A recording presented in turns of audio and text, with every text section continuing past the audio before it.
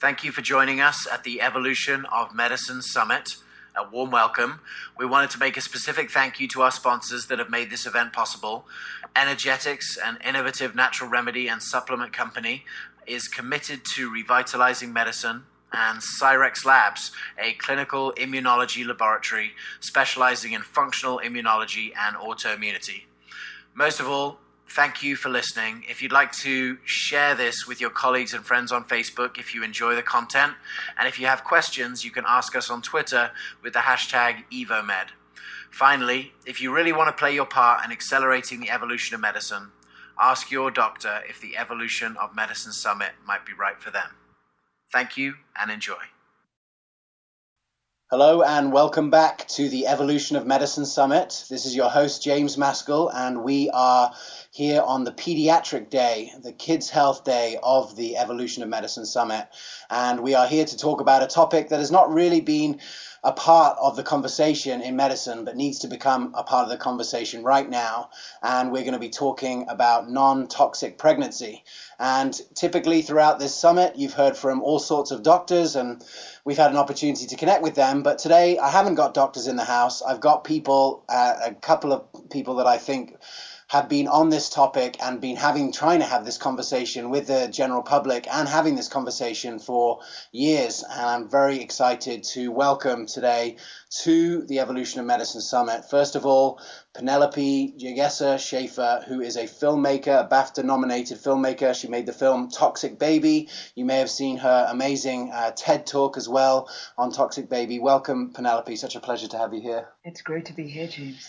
And also I have with me today Latham Thomas. Latham is an author and a lifestyle maven. She wrote the book Mama Glow and has recently put together an ebook with the Environmental Working Group on the 9 tips for a non-toxic pregnancy. And Latham was a key link in the chain to get us connected with the Environmental Working Group and bring them on as an official partner for the summit, which we're super excited about because I think they might be one of the most benevolent organizations on the planet.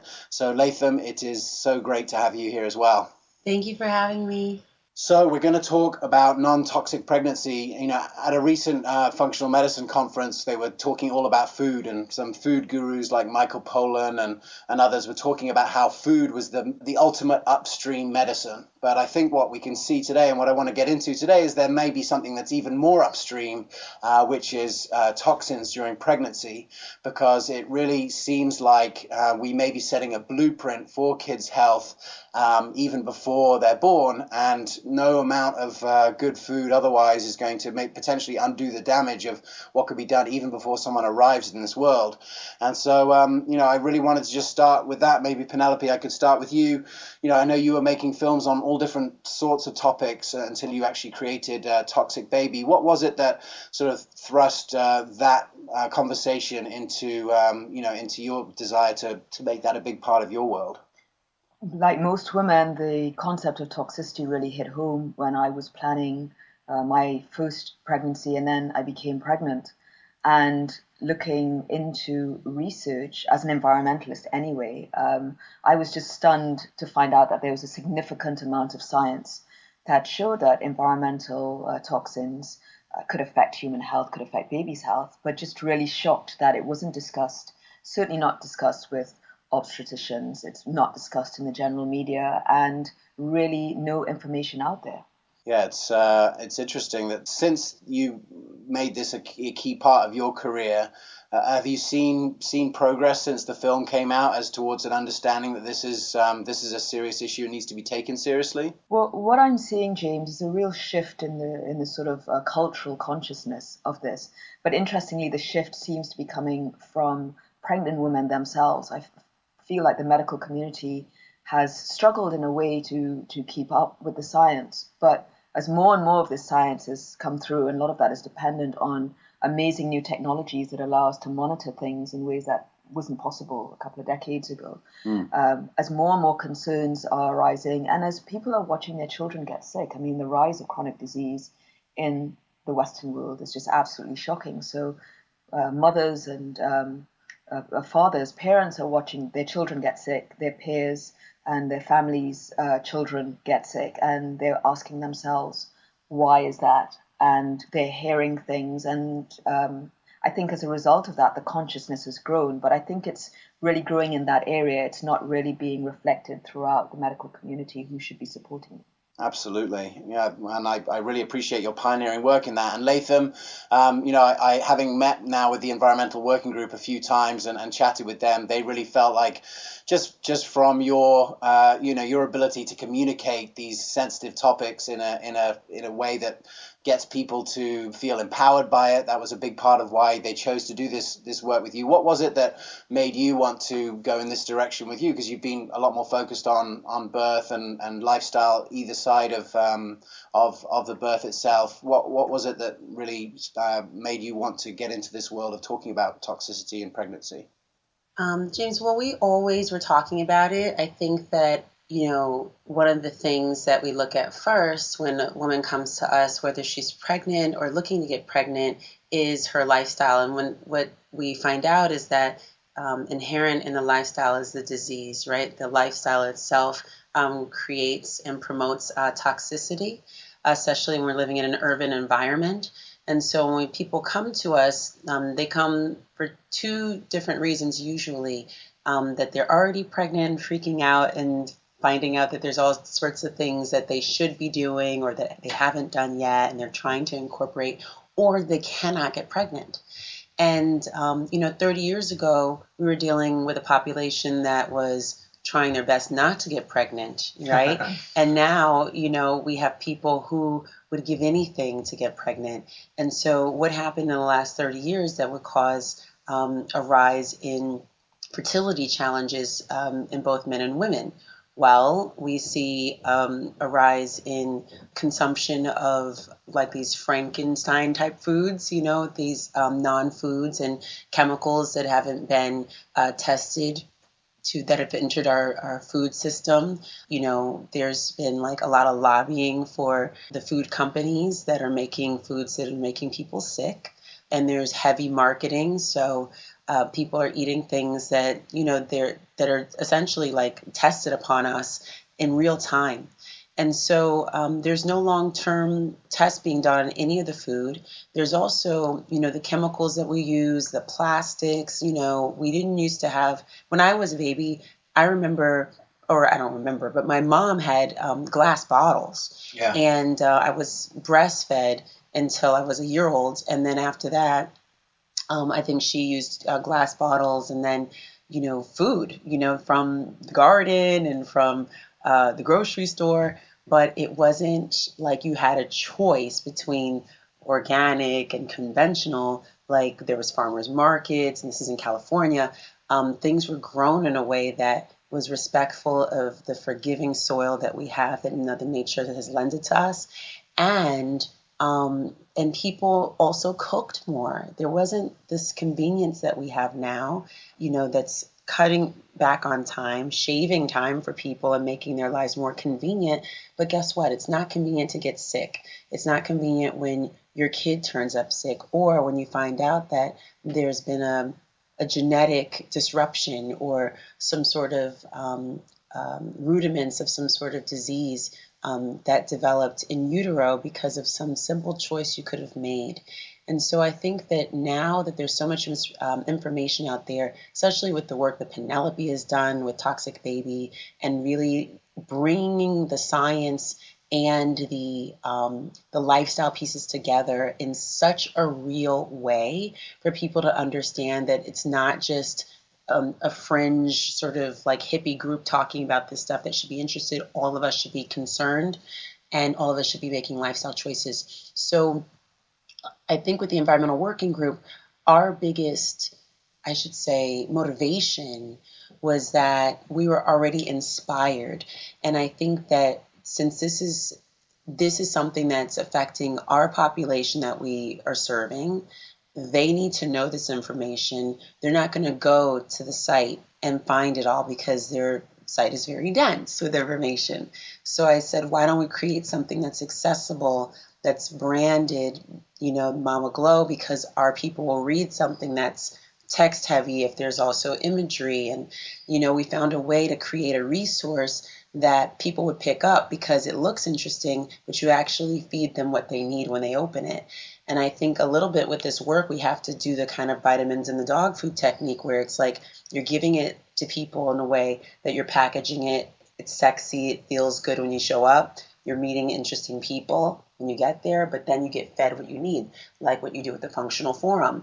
It's really hardcore information, but it's packaged in a way that people can handle it. They can palate the taste of it, and then they actually get what they need. And then they go home and they start talking about it, and this spreads. I think that's what we really need to do, is figure out how we're going to, drop a coin in the water and keep it rippling, Yeah, well, I can certainly see that the ripple effect of that book is going to be serious. And it seems to me, Penelope, that we're right on the edge now of a serious conversation happening, about this. How excited are you that the sort of mainstream, almost like with this topic, it was like the toxic pregnancy revolution will not be televised. You could only see that this was going to come on at certain times on certain websites, but now it seems like it's hitting really the mainstream. It really is. I've seen a fundamental shift over the past decade in terms of how this conversation is happening, and looking at what Latham's doing and her work and how we're able to coalesce a community into understanding that.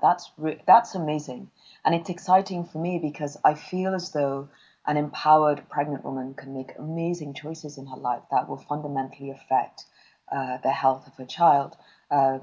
One of my great frustrations has always been, why is this information not more readily accessible? A very good example of this is there's several studies now that show that pesticide use in the home leads your baby to have, for a pregnant woman, if a pregnant woman is in a household that uses pest control or even out in the garden using weed control, her child has a significantly higher risk of developing leukemia, acute lymphocytic leukemia, which is one of the highest rates of incidence in the United States. So that's a really simple thing that you can say to a pregnant woman.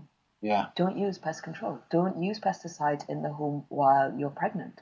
Let's find ways. Let's look at ways of dealing with this problem in not the automatic way, which is to just go out and get something really toxic and bring it into the home. And yet that is something that is not being communicated. And I think even if there's one study, it's a very simple thing to do. It's not going to alarm anyone. It's not going to have them shrieking and running for the hills. And I also have to say, James, that I do think this is also growing in tandem with the movement towards a more empowered pregnancy. I think there was a period of time where pregnancy was seen as this thing that women have to be rescued from. It's a disease, wasn't it? It's a disease, and the medical community have to come in and save you and navigate you through this thing that you're going through. And when your birth comes, it's an emergency room situation. It's sirens. It's get the baby out, and I've got to help you to do that. And really disconnecting women from the experience that their foremothers have been going through for millions of years. And I feel that we are slightly riding on the coattails of that movement towards a more empowered pregnancy, where women aren't what I call these Rapunzel-like creatures, where they're terrified of anything that is happening in pregnancy. They're terrified of the birth. And a lot of what Latham says and does, and I get the pretext of Mama Glow, is that pregnancy is an amazing time. It's an empowering time. But there are things that you need to know that could fundamentally affect the health of this child that you really want to bring into this world. So let's do it. Yeah, I think that's so key. And you said the ripple effect there, Latham. I mean, just in this summit, we're going to be, we have a speaker on the Paleo Day talking about how the ability to create sustainable change starts with women and starts with the family. It's a unit of sustainable change. You can't have one child that's eating gluten-free and everyone else just chomping on bread all day. Right. Like, everyone has to go through it together as a family because it really helps to maintain change. And so it seems like the potential for a ripple effect to start in the birthing process and then to go out into, starting with their family after that, but then beyond, as they set a good example and other parents see that they're healthy. I mean, this really gets down to the crux of your work. To what degree do you see that the empowerment in the pregnancy process could actually lead to this empowerment revolution in medicine more generally? Oh, I think it's huge. Dr. Mark Hyman wrote the first endorsement in my book, and what he said was that, summarizing what he said was that this work saves not only one life but two, and so, or if you have multiples. Yeah. But it's not just that you're protecting and preserving the life of the child that's growing within you, but also with that in mind, you're working on making yourself a better person, birthing the best iteration of yourself as a woman and as a mother. The child gives birth to the mother gives birth to the child. And so as you rise in consciousness around these topics, it's really hard for it to isolate, because women don't live in isolation in our consciousness. When we're doing one thing over here, it affects everything else we're doing. That's why they say, if mommy's unhappy, everybody's going to be unhappy, because if she's mad about one thing, it affects everything else, right? And everyone else. And as we see that, because the mother is the crux of community, and because she is the vessel for everything to come through, whether it's bringing life, bringing new ideas, bringing new products into the home, introduce whatever it is, it comes through her. Yeah. So she's that point of entry, but also she could be the gatekeeper of what could stay out. Yeah. And so I think that the more conscious that women become and empowered as they go through this process, and what we really try to do is make sure that women have adequate resources, information, and feel confident when they go in to speak with their doctors. Yeah. When they're saying, okay, so can you tell me what exactly is inside of this vaccination that you want to give my kid 10 of?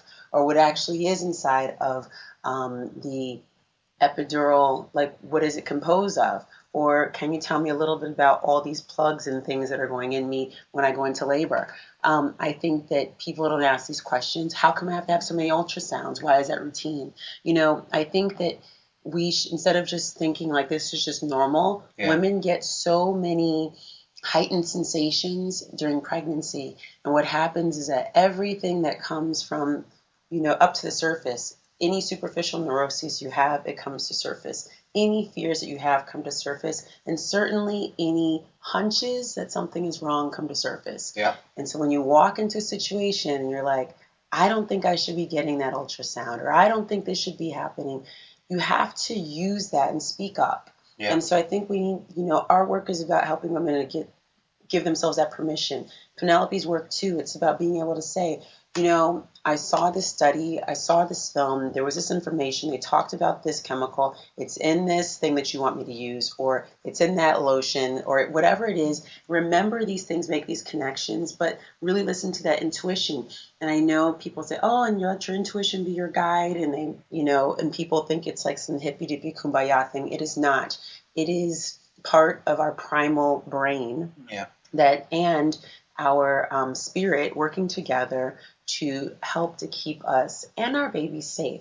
That's why we have these heightened sort of superhero-like, really, I guess, powers, yeah. Right? I guess it's another word for it. Lifting the car off the baby and that kind of thing. Yes, exactly. It makes us so, and then why we get so, I think, scattered is because we're not listening to it. We're listening to everything else people are telling us, including the people who are marketing heavily against us. We're very vulnerable, right, to take things in when we're pregnant. Everyone's information, things about how the birth is going to go, etc. Yeah. So I think that the more concise, clear, and very accurate information that you have on these topics, it's not for us to scare anyone. This is actually to make people feel so empowered that they can have actual choice, not the illusion of choice. Because what you think you have is choice. But when you go out and you choose things, you bring them into the home with no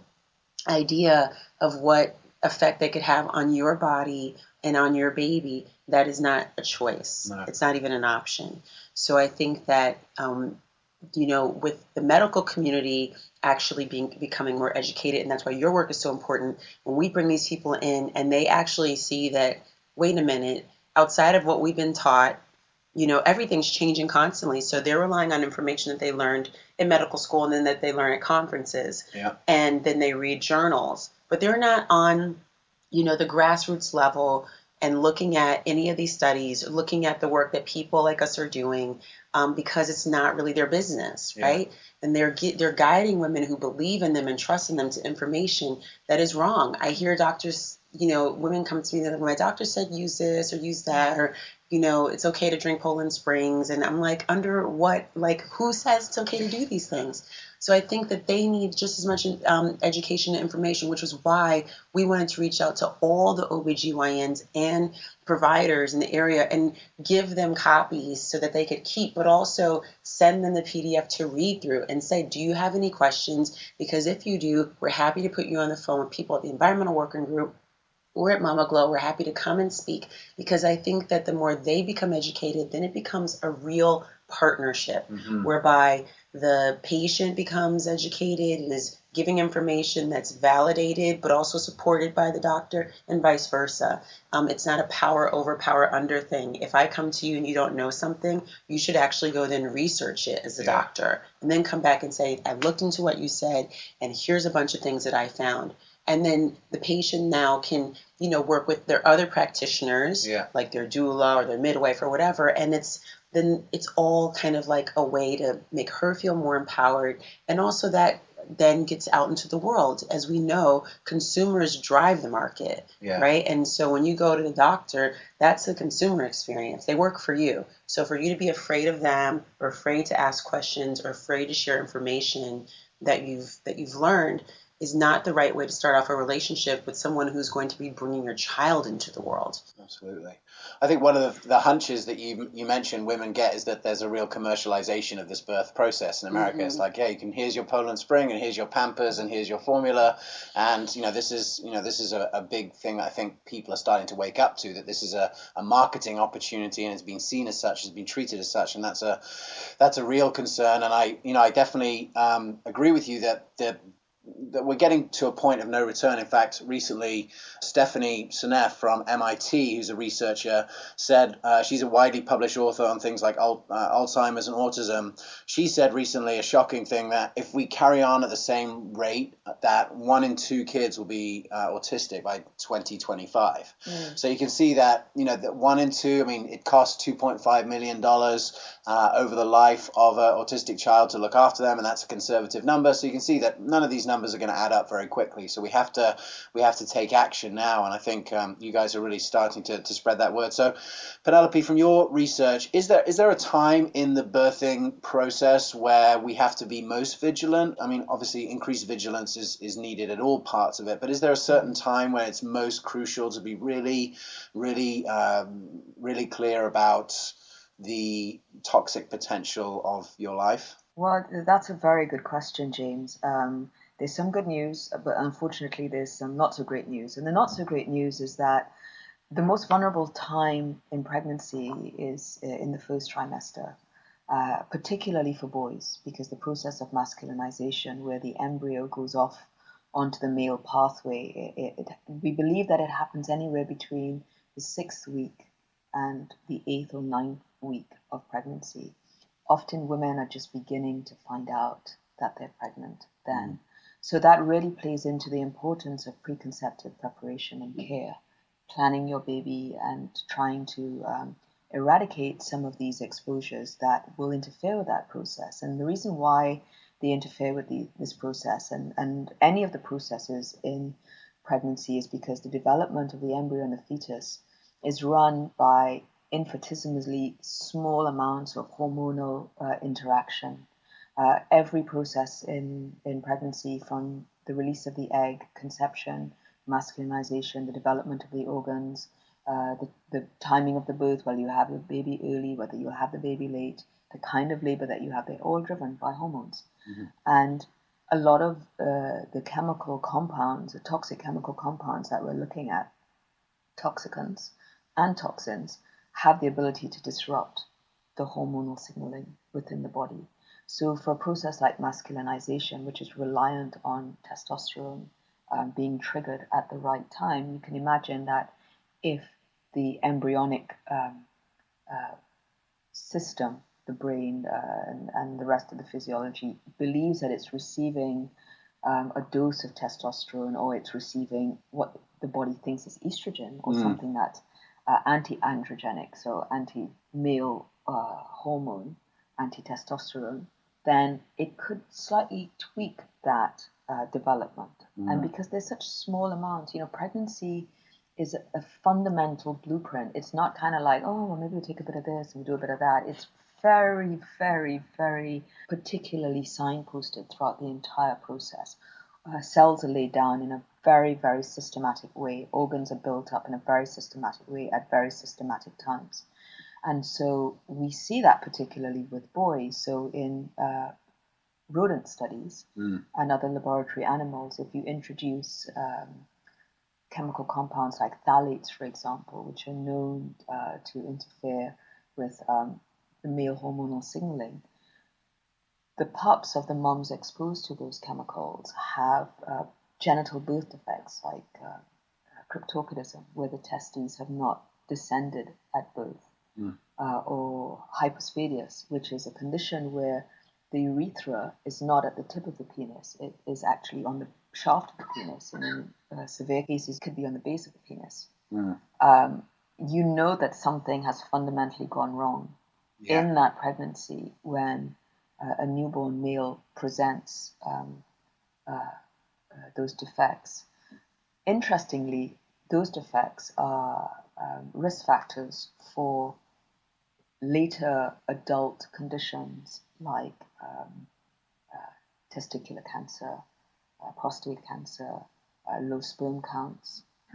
We see that boys who have these conditions, particularly when you're looking at more severe versions of that, like where both of the testes have not descended, are not present at birth, they are far more likely to develop these conditions later on. And it also points to one of the difficulties with this, in that with pregnancy, you have an exposure, and that the effect of that exposure may not be seen for another 30 years. Yeah, that's such an interesting point, because now we're also seeing, I've seen studies with rodents as well, where they're talking about transgenerational toxicity. So it's not just the toxins that you're putting into this child, but then that's going to translate into their children. So it's sort of, it's adding up in a certain way. And, to me, my background was in economics, and I saw that this was basically an economic thing. It's called a negative externality. Pollution that you'd see is that, the first coal-fired power station in Beijing, didn't really do much damage, but now there's 100 of them. Now you can't even see to your, to the next building along. So to what degree do you feel like, it sounds like what we're seeing is there's this sort of build-up, and the numbers that we're seeing now are a reflection of not just what's happened in the last couple of years, but in the reflection of the last 80 years of industrialization, or maybe 150 in certain countries? Absolutely. The science of epigenetics is a relatively new science, but it is a science that is going to be a profound effect on us as a human population. And epigenetics really demonstrates how environmental factors have the ability to switch on genes that are then, those switched on genes are carried multi-generationally. The studies that I've seen in rodents, we're talking about 5 generations later. Those generations are still being affected by that initial exposure to the mother 5 generations beforehand. That was something that 20 years ago, really, it was impossible to have conversation about epigenetics in that kind of way.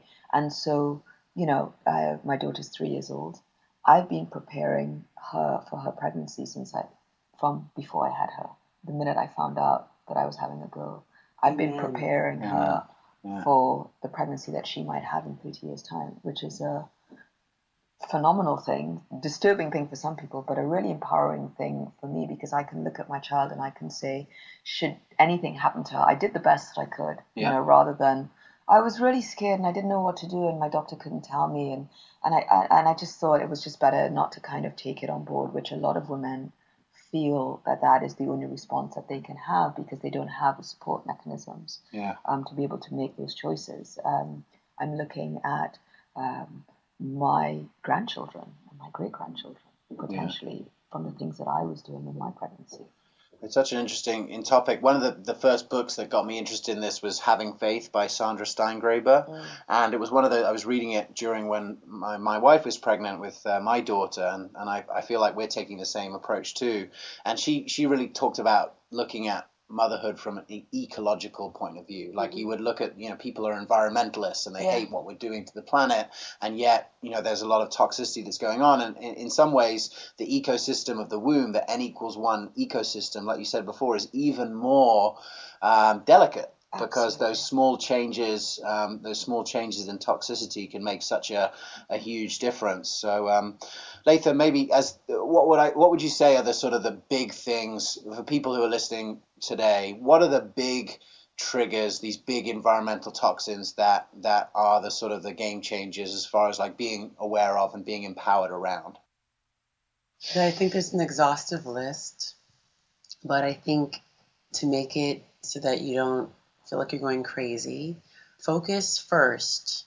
If you're not educated at all in this area, it's one area that it would behoove you and everyone coming after you to just do this and do yourself the favor to look at the areas where you possibly come in contact with toxins on a regular basis throughout your day. So look to see the things that you do the most. So I say look at rituals first, right? When you get up in the morning, what are you using to brush your teeth, to wash your face and hair, the things that you do every single day. When you're washing dishes, what are you using? When you're mopping the floors, what are you using? What I found was, when we clean the home, oftentimes the air quality in the home is worse than outside, and we live in New York City. There is lead in these old buildings. Everyone, lives in different places. In New York, there's pre-war buildings with lead exposure because paint chips and, buildings move and shift actually. And so, children are crawling and things are peeling and they're coming into contact and everything's going into their mouths. When you're pregnant too, when you're breathing in places or that could have mold or could have lead, these are things you want to be thinking about. Mercury. A lot of people are eating fish. I don't even know how people could continue to eat fish with all the things that are happening with the water supply. But, and fish too, which people are told when they're pregnant, stay away from sushi, but you could have fishes. But, a lot of the larger fish who that can grow, accumulate mercury because of the seawaters, right?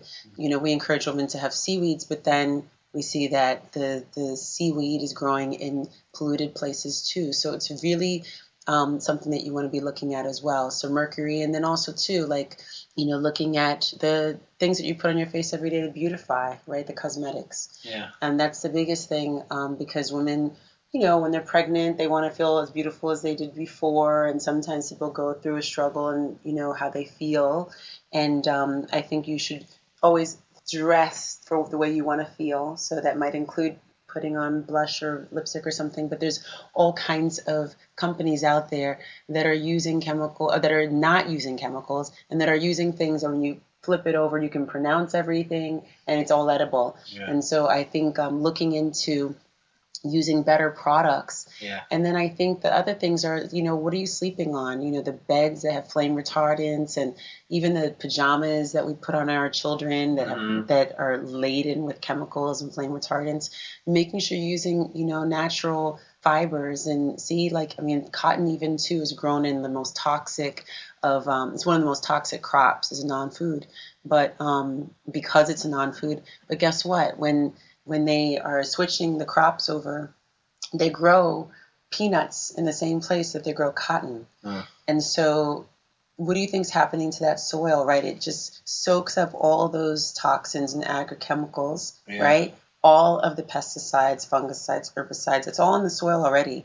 And then it grows the peanuts, which develop all these toxins that people are actually allergic to, not peanuts. They're allergic to the toxins that are growing on the peanuts. They're allergic to that because when we were growing up, we were able to eat peanuts, right? So there's all the rise of all these things, but thinking about the small things you do, and I know people are handing their kids not now peanut butter sandwiches and things, are thinking now, but look to see where these chains, there's always a chain link, right? And it connects back to us. And, everything is connected to everything else. And so when you pull on one thing, it's connected to everything else, like John Muir said. And we have to really, I think, look at the simplest things we do first, because I think it becomes daunting if you try to take a big picture and then look and see that there's 95 things going on in the home.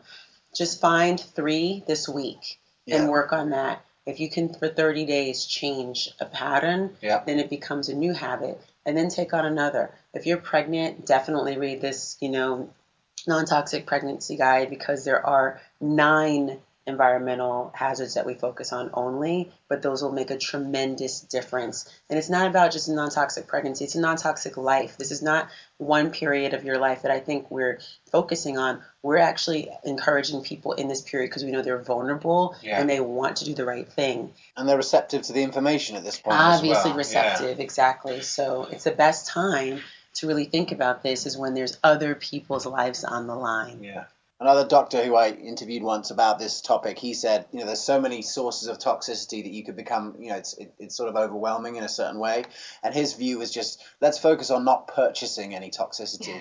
Because if you're purchasing the skincare products and the cleaning products and those kind of things, by purchasing ones that aren't toxic, like you said, they're edible, skincare or otherwise, you're actually sending so many price signals out to the market and buying signals that we want this kind of thing. The first place I lived in America when I moved here was in Georgia, and it was by all sort of accounts a food desert. Right. And what I saw is just in the period of me living there and then moving away and then coming back to see it, the organic aisle at the supermarket is now 4 times as big. It's 4 aisles rather than 1. And that was in rural Georgia. And it's because more and more people started demanding it, and then the market just responds to it.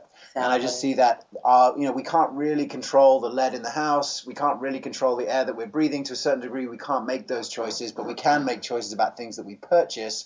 And that's a good starting point, because we are actually, we're changing the market every time we buy something and spend money on something. And I think people are frustrated that, let's say, this is their most important issue. If this is your most important issue, there's no political party that's talking about this, so you can't really vote for it, but you can actually vote every day with your dollars to create change. And I think that's quite an empowering proposition as well. So Penelope, I know in your film you focused on some specific toxins. It seems as though this conversation around toxins and autism and so forth is really coming to the surface with the new research that's coming out on glyphosate, which is the active ingredient in Monsanto's Roundup. And that's bringing us into a whole new conversation. Do you feel like it's sort of a good thing that people are becoming aware of this through a very particular chemical, given that there's thousands of chemicals that are available, but it seems like this one chemical, and Roundup particularly, is taking our level of understanding of this topic to another level?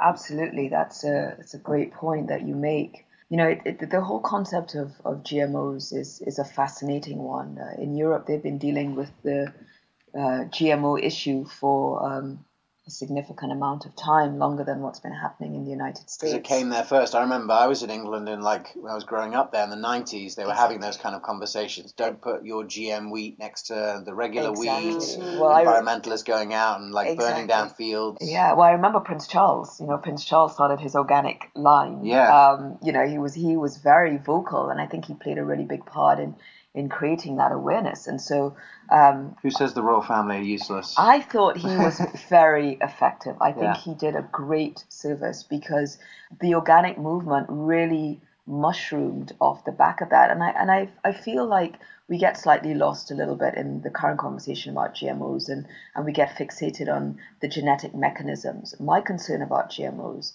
to bring it back down to the chemical, is the fact that they were brought in to reduce the amount of pesticides that were being applied to crops. Yeah. So crops were being genetically modified so that you could use lower levels of pesticide. What we found, of course, is that the pests have adapted, which we know that pests are really able to adapt. I mean, we've known that for a really long time, and we're seeing increased amounts of chemicals like glyphosate being used in crops and stuff like that. So I think that it's a really good mechanism for people to understand that actually all of these things are interlinked, and that it's not about one particular chemical, but that is a really convenient way of understanding how the problem exists, because industry makes a claim, a chemical is brought in to solve what is thought to be a particular problem.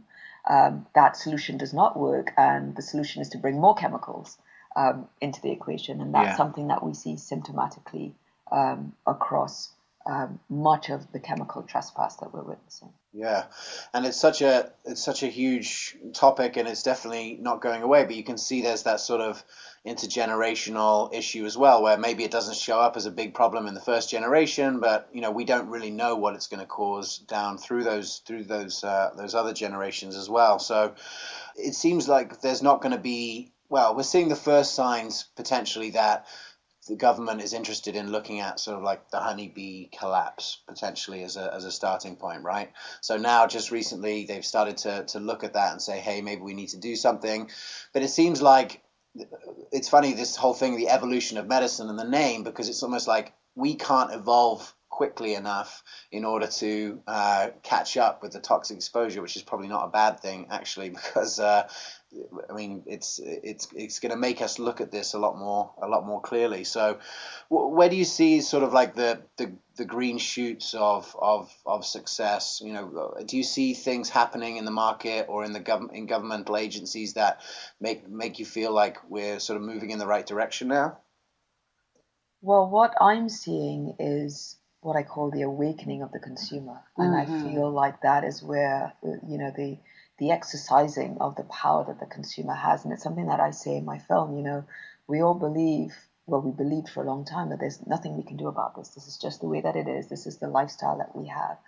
But we forget that the consumer is the single most important chain in the link of consumerism.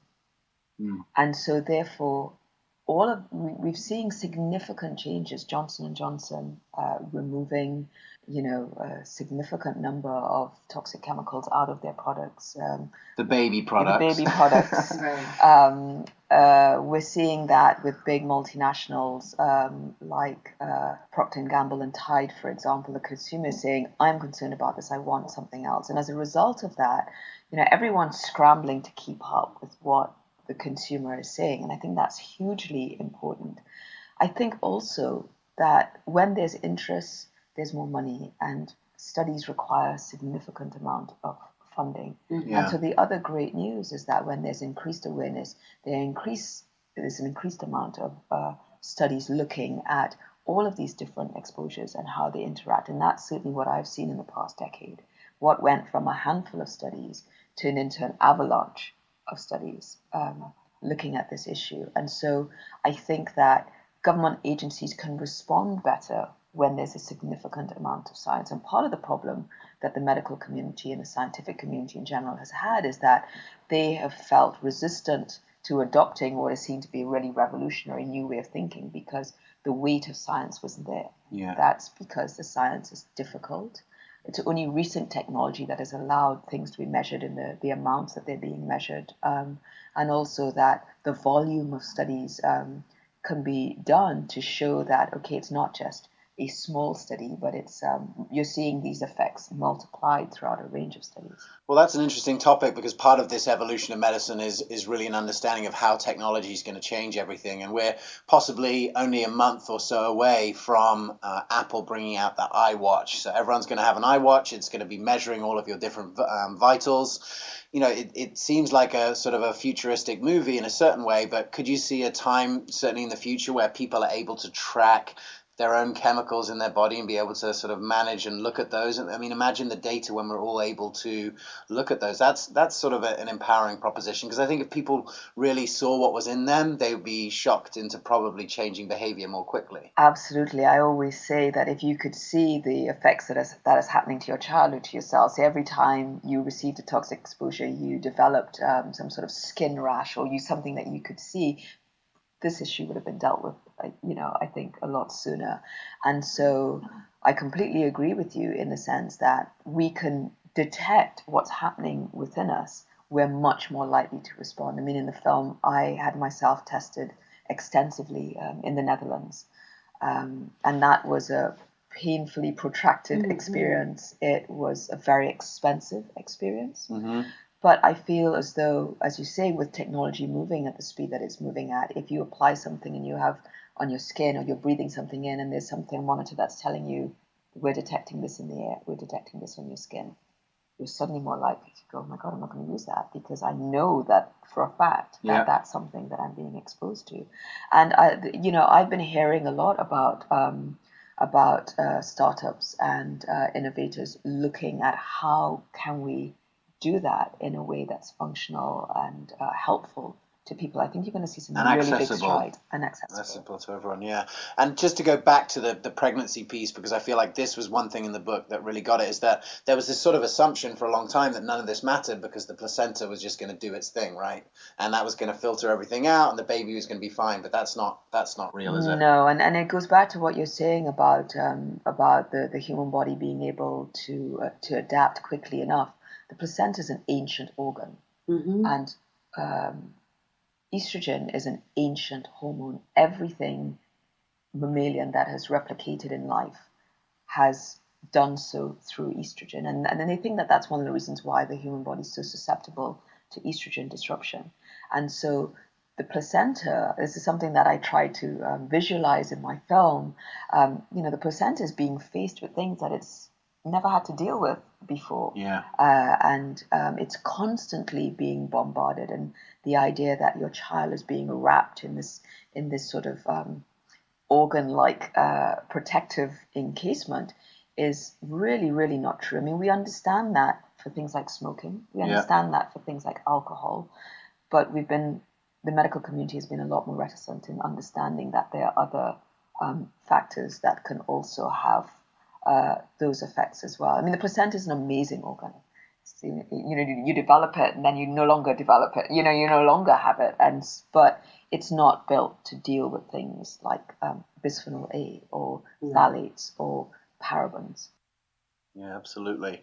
And those are things that I know all those three that you just mentioned are in Latham's ebook there, the phthalates and the parabens and so forth. Latham, you've been a little bit more engaged into the medical community, working with functional medicine doctors and seeing that the rise of that sort of thought. We've talked about the empowerment revolution of consumers. If you see that side of it mixed with what Penelope just said about the progress, and also the progress that we see in, let's say, in Amsterdam, in the Netherlands, where they're actually talking to OBGYNs about this, and we're making progress. What's your sort of most optimistic vision for where healthcare is gonna go in the next little while, this evolution of medicine?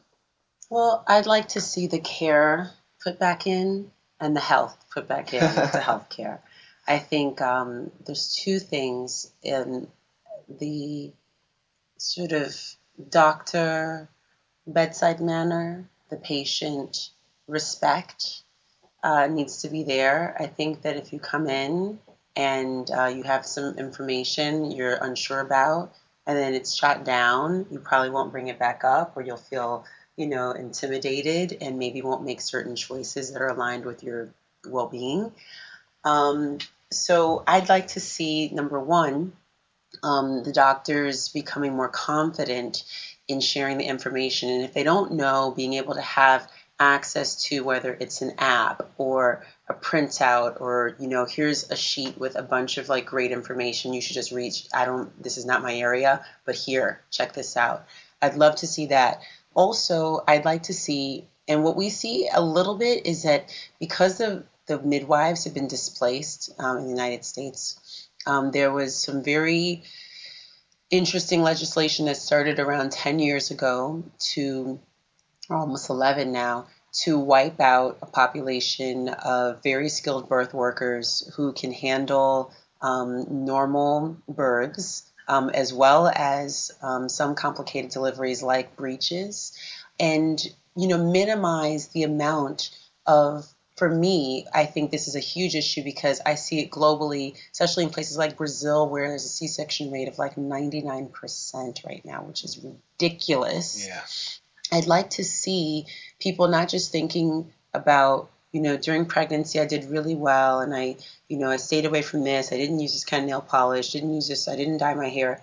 But then they allow the doctors to pollute their bodies with these pharmaceuticals during the labor process, which is also a very sensitive process. Your baby will learn in the first few hours of birth whether or not the world is a safe place. The baby learns that in the actual labor by the introduction of synthetic neurochemicals that are supposed to also mimic what the hormones can do. Nothing can mimic what the hormones can do in the way that the body does. It disrupts this very delicate dance between the mother and the baby. It forces the woman out of a primal state and into a thinking and afraid state because she can't understand what's happening through her body. She can no longer communicate with her baby on a hormonal level, and the baby becomes also frightened. And so, people think, oh, I'm just going to take off the edge of the pain.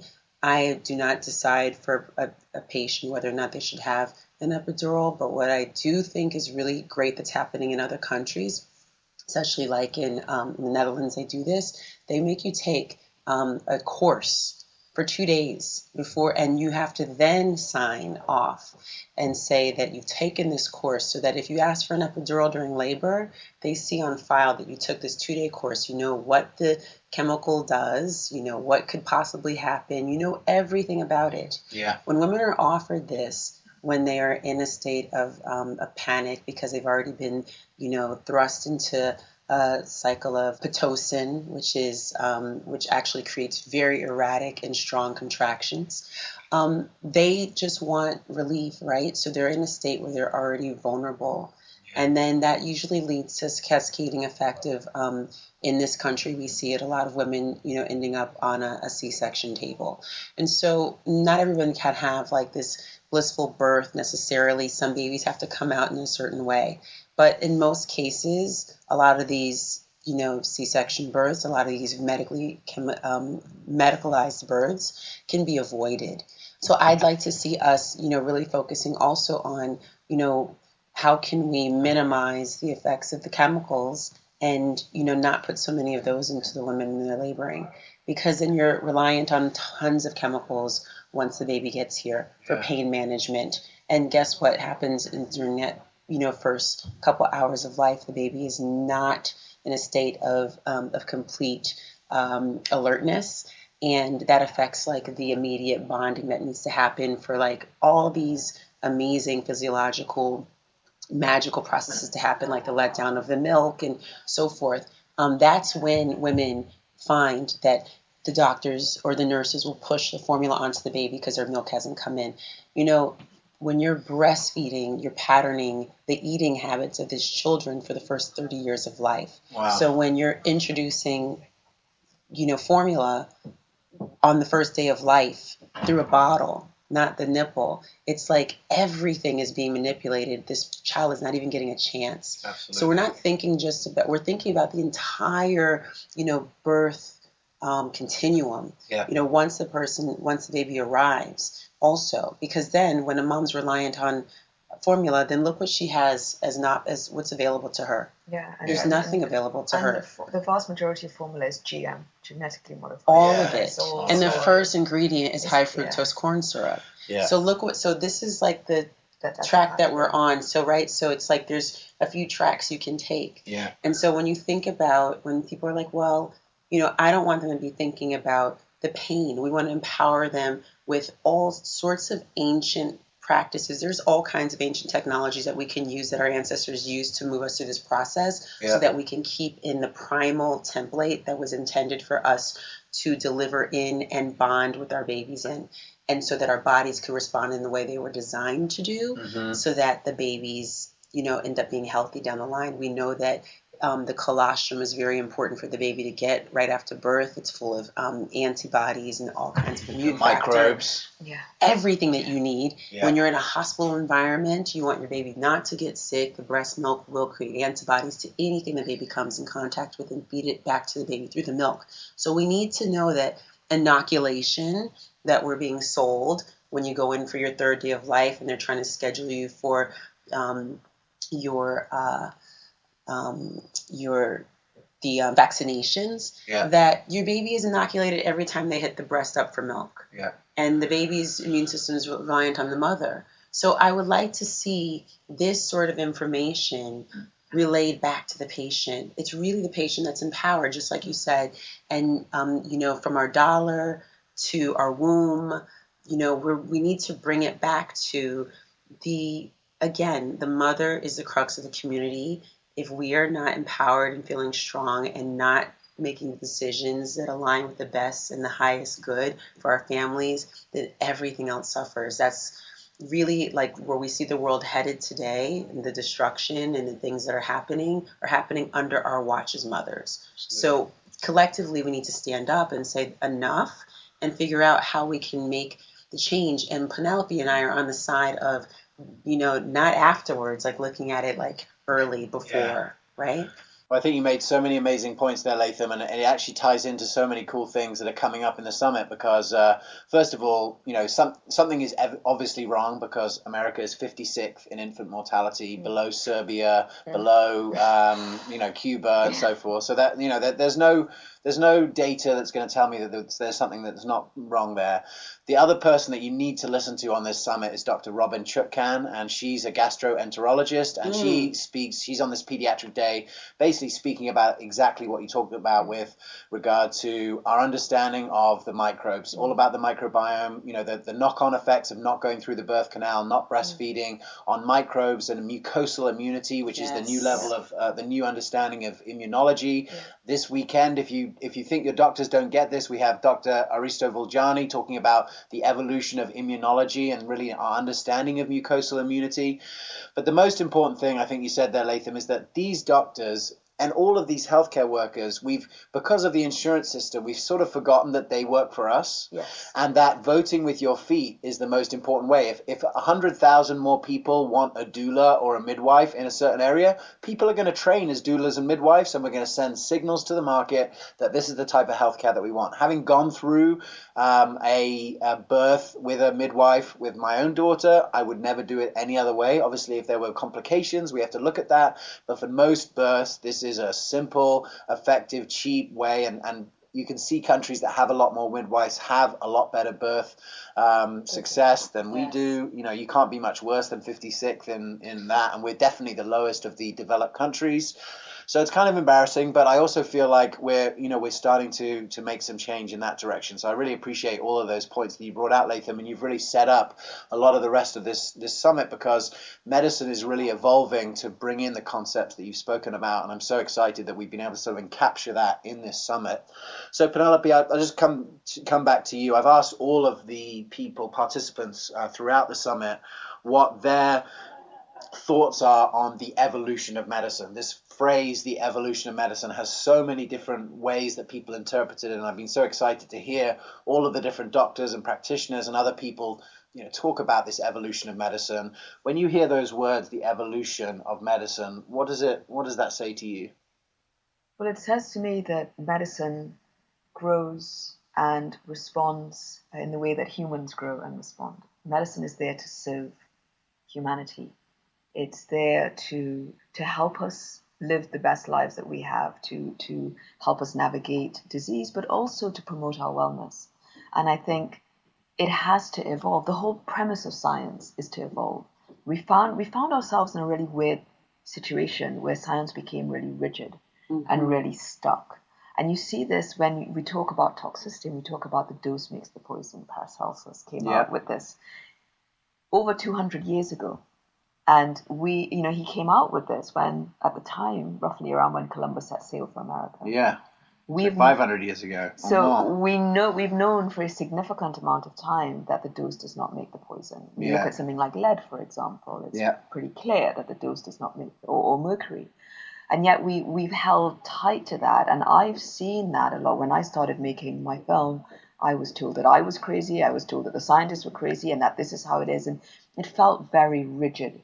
It felt that the science, and therefore the medical community who was reliant on the science, was not at all able to adapt or willing to adapt to an ongoing understanding of science. But science has always been about someone coming in with a new perspective and shaking things up. It has always been that way.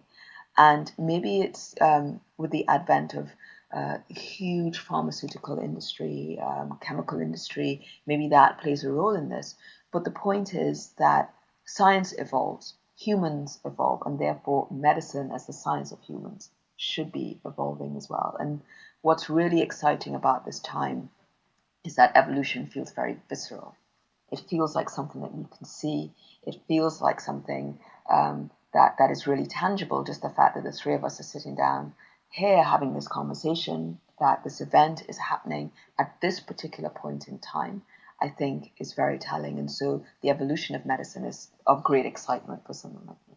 Thank you so much for sharing that. It was extremely profound. And I really appreciate both of you for being on the cutting edge of what, obviously throughout this hour, if you don't feel like this is the most important topic in medicine, I think that it's pretty clear that it is, because of just the sort of the ripple effects of that decision right at the beginning, and the ripple effects throughout the baby's life, and then the different generations. So we're potentially doing some damage that we're not going to walk away from, and there's only one way to solve that. And I think we've seen some green shoots of potential in there. So I really want to thank both of you for being here and being here on the Evolution of Medicine Summit.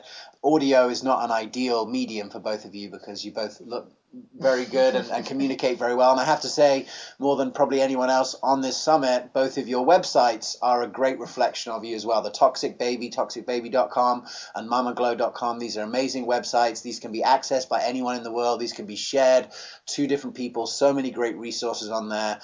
It's so, what I really appreciate about both of you is that I think that it's going to take well-spoken, well-communicated messages for this paradigm to shift, and I think that both of you are doing an amazing job in doing that. I've really appreciated having both of you on the summit. I think this topic is such an important topic and has fitted so well in with the rest of the information, and I just want to share my appreciation and thank you for everyone.